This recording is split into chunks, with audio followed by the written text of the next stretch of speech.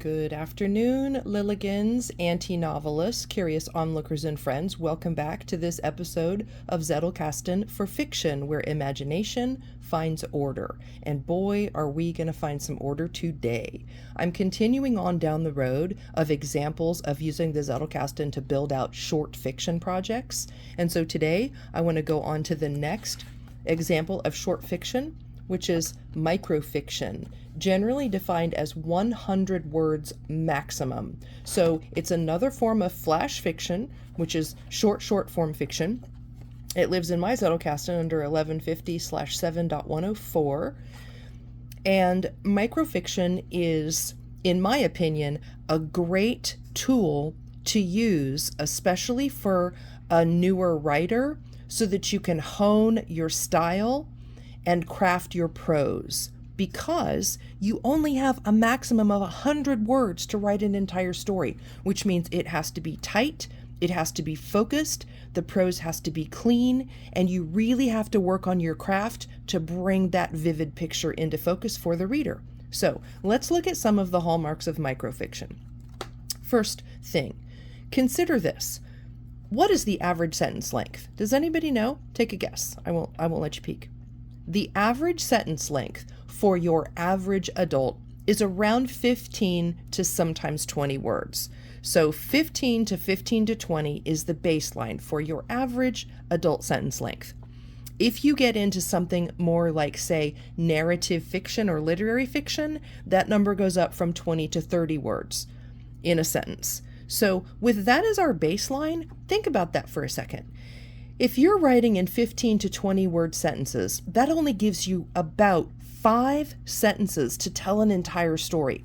So if you're breaking it down in the traditional story structure, that's a beginning, a middle, and an end. You've got 2 sentences of setup, you've got a sentence in the middle, which takes you to the midpoint, and you've got an end, which is your last 2 sentences.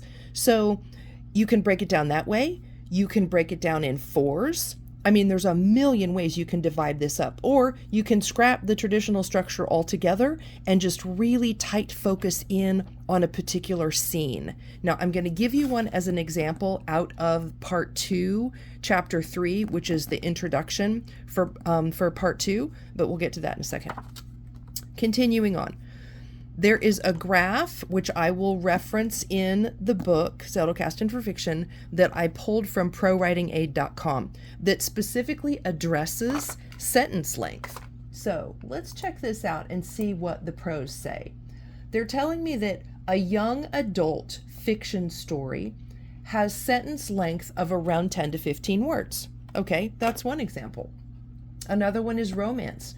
Romance and fantasy, as well as your average thriller, a non-horror thriller, romance fantasy thriller, also average around 15 words per sentence.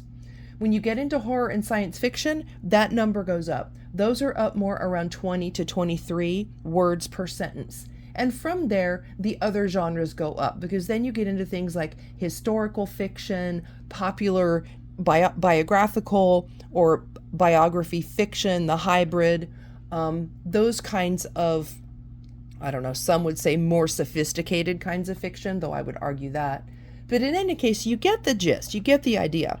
We're looking at somewhere between 15 to perhaps 23 words per sentence. So with that data, now you've got a good baseline. You know you need to aim initially for 5 good sentences. That gives you a metric by which you can begin writing your first microfiction story. What is generally included? Well, it's meaning and philosophy heavy, okay? So you don't have a lot of time for a lot of action. Action is light, right? Action is light, meaning is heavy. You don't have time to build out elaborate plot points, to have multiple crisis and resolution, to have multiple scenes and sequels. You're focusing in tight on one slice of life. That's my word for these short fiction types. They're slices of life, just little snippets. Generally, it does contain a hook, which I found very interesting.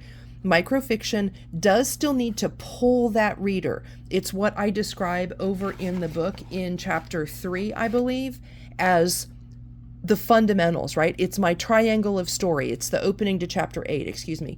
Chapter 8, I talk about my triangle of story. You have the offering to your reader, which is offering them a great story, a great adventure. You have the milestones and discoveries in the middle, and then you have the settlement, which wraps it all up at the end. Well, in microfiction, you still need to make that offering. You need to hook that reader in somehow with something that is going to pique their curiosity so they want to keep on reading. Generally, you're going to have a single character point of view. You don't have, again, a lot of time for multiple characters. You may have a second character who plays a part, but generally, you're going to have that single point of view character. As a tool, microfiction is a great tool to tighten your prose because you have to be very careful about your diction. That's your word choice. You want that prose to be tight. You want it to be focused in on your slice of life moment, and you want to pull your reader through efficiently. William Shakespeare said that brevity is the soul of wit. So don't drag it on and on and on and on. Be brief and get to the point. Now, just as an example, I have pulled paragraph 4 out of the introduction to part 2 of the book Zettelkasten for Fiction, because I want you to have a visual for what does 100 words look like. This little snippet is 80 words, and it goes like this. I was watching a video of a scientist being interviewed. The two men sat in a cafe, each with a glass of tea in front of them. The interviewer began with an open-ended question and just let the subject speak. After a few more questions, the thing I noticed was that the interviewer's glass was mostly empty, where the subject's glass was still mostly full, as he had been speaking quite liberally for a while. What a great detail! What if you start with two people sitting at a table, a glass in front of each of them? One person's glass is mostly empty because they've been sipping at their drink while listening, and the speaker's glass is mostly full because they've been doing most of the talking. That, my friends, is one of those cool slice of life details that when you notice it, you can build a cool story around something like that.